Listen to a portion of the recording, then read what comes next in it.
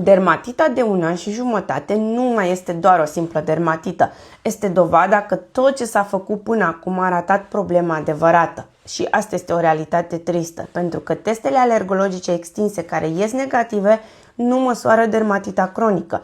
Deci era normal să iasă negative. Nu mai înțepați copiii degeaba. Un test negativ nu înseamnă un copil sănătos nealergic, înseamnă doar o direcție greșită. Degeaba căutați acul în carul cu fund dacă nu căutați în carul potrivit.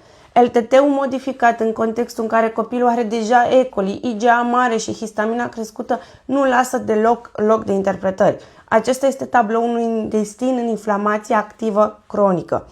Nu copilul reacționează la alimente. Organismul lui răspunde printr-un intestin care este deja inflamat de mai mult timp. Și aici apare eroarea care menține problema. Voi ca părinți scoateți alimente, din ce în ce mai multe, ca așa vi se recomandă, fără să atingeți cauza reală. Continuați să schimbați alimentația, dar nu schimbați cauza.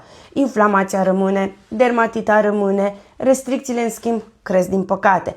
În unele cazuri o agravați chiar dermatita, pentru că cele două probiotice sunt produse foarte bune, dar nu ating cauza reală absolut deloc.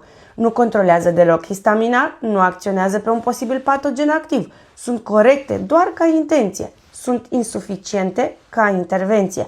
Puneți un pansament pe o rană infectată care sângerează. Iar înainte să mergeți mai departe spre alte diagnostice și alte investigații, datele arată clar că intestinul este dezechilibrat semnificativ. Cu cât prelungiți abordarea asta, cu atât problema devine mult mai greu de corectat ulterior. Iar dermatita nu este cauza. Este doar locul în care se vede târziu ce nu a fost reparat la timp în corpul copilului.